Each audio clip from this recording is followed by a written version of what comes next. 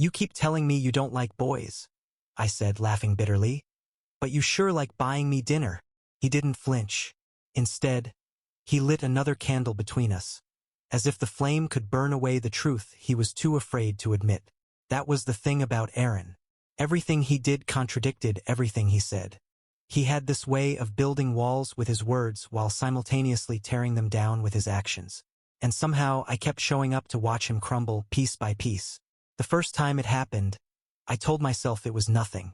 Just two friends eating at an overpriced Italian place downtown. He wore that sharp navy button-up like he'd walked out of a magazine, and I showed up in a hoodie because I wasn't trying to impress anyone. At least that's what I told myself. Then the waiter brought wine, and Aaron leaned forward across the candlelight, grinning like we were sharing a secret. "This doesn't mean anything," he whispered, but the look in his eyes told me otherwise. It became a pattern. Week after week, Aaron would text me at odd hours. "Hungry? Want dinner?" My treat. And I'd go because no matter how much he denied it, those dinners felt like more than meals. They were confessions dressed up in marinara sauce and red wine. They were silent battles between who he was and who he was terrified of being. One night I couldn't take it anymore. "Do you do this with all your guy friends?" I asked, stabbing at my pasta. He froze, fork midair. "Do what?" "Wine, candles. Restaurants where the check is more than my rent." He smirked, but his hand trembled slightly. "You're different." "Different how?" I pressed. Aaron swallowed, then looked away.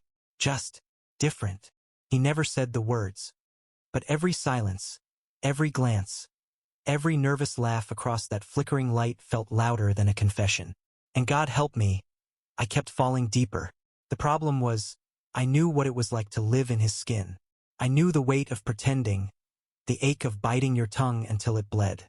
I had done it for years until one day I couldn't anymore.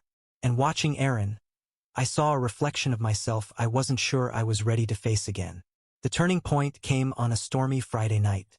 The restaurant had lost power, leaving the entire place lit only by candles.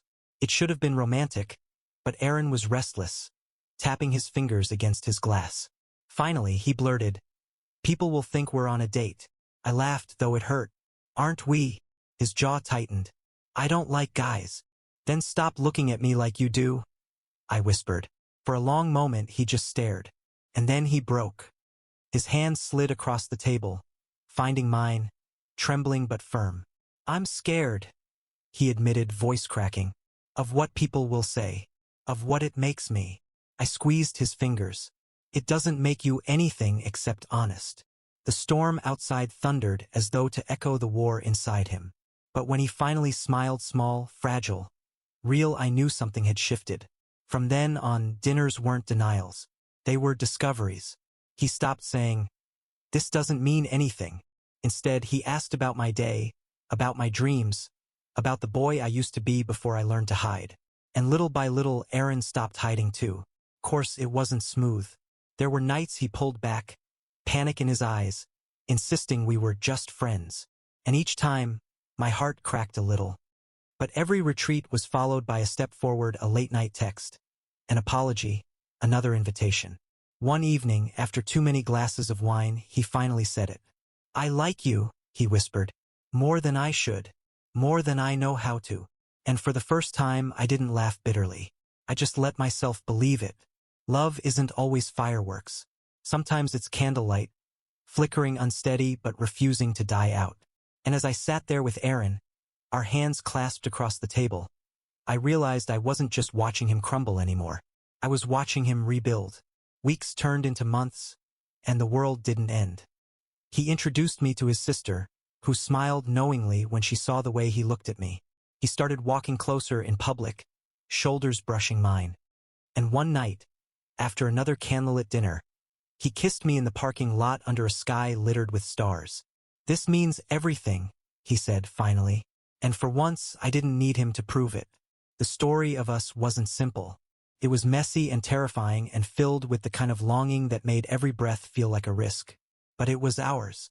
And sitting across from him at yet another dinner, watching the candlelight dance in his eyes, I realized something I should have known all along.